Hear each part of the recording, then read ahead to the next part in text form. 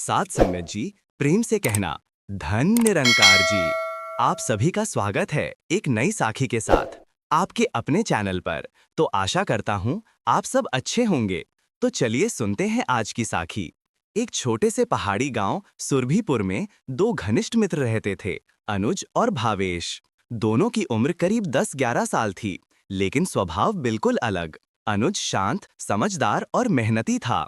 वह हर काम सोच समझ कर करता था। दूसरी ओर भावेश बहुत तेज, जिद्दी और जल्दबाजी करने वाला बच्चा था। वह हर चीज जल्दी चाहता था, चाहे खेल हो, पढ़ाई हो या कोई काम। दोनों का रोज स्कूल साथ जाना, साथ खेलना और शाम को नदी के किनारे बैठकर बातें करना एक आदत बन चुकी थी।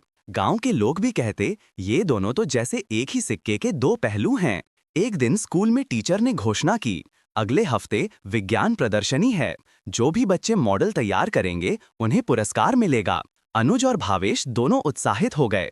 भावेश बोला, इस बार तो मैं पहला पुरस्कार जीत कर ही रहूंगा।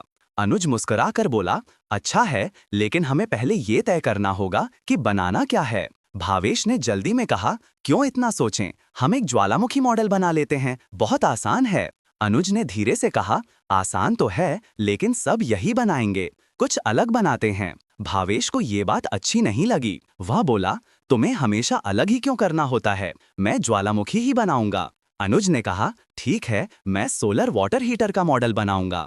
दोनों अपने अपने रास्ते चल दिए। भावेश घर पहुंचते ही मिट्टी, बोतल और रंग उठा लाया और आधे घंटे में ज्वालामुखी का मॉडल बना डाला। वह खुशी से बोला, बस तैयार हो गया मेरा मॉडल, अब मैं आराम करूंगा। लेकिन उसने ये नहीं सोचा कि मॉडल को मजबूत कैसे बनाएं, उसमें क्या खासियत डाले या उसे सुंदर कैसे बनाएं।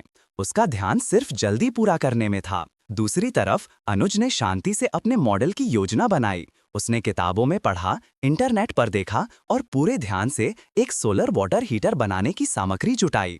उसके पिताजी ने भी कहा, बेटा धीरे धीरे और सोच समझकर किया काम हमेशा अच्छा होता है। अनुज ने 2 दिन में मॉडल तैयार किया, साफ सुथरा, सुंदर और काम करने वाला मॉडल। गांव के स्कूल में मेले जैसा माहौल था। बच्चे अपने अपने मॉडल लेकर आए।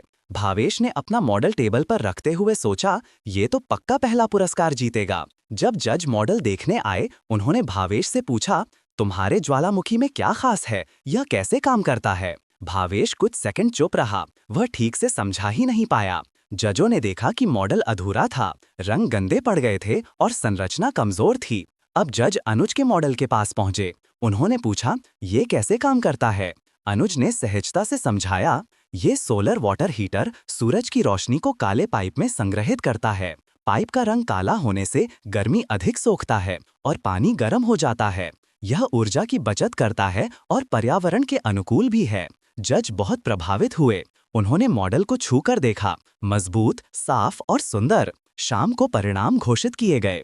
पहला पुरस्कार अनुज, दूसरा पुरस्कार माधवी, एक और छात्रा। भावेश को कोई पुरस्कार नहीं मिला। भावेश की आंखें भर आईं। वह सोच रहा था, मैंने इतना आसान मॉडल क्यों बनाया, मैंने मेहनत क्यों नहीं की। वह घर लौटते लौटते रो पड़ा। अनुज उसके पास आया और बोला, भावेश दुखी मत हो, गलती से सीखने वाला ही आगे बढ़ता है। भावेश बोला, तुम हमेशा सोच समझकर काम करते हो, काश मैं भी ऐसा करता। अनुज मुस्कुराया, तुम भी कर सकते हो, बस जल्दी करने की आदत छोड़ो। काम थोड़ा धीरे भी हो पर सही हो, यही असली जीत है। भावेश ने गहरी सांस ली और कहा, आज से मैं वादा करता हूँ कि कोई भी काम बिना सोचे, बिना मेहनत किए नहीं करूँगा।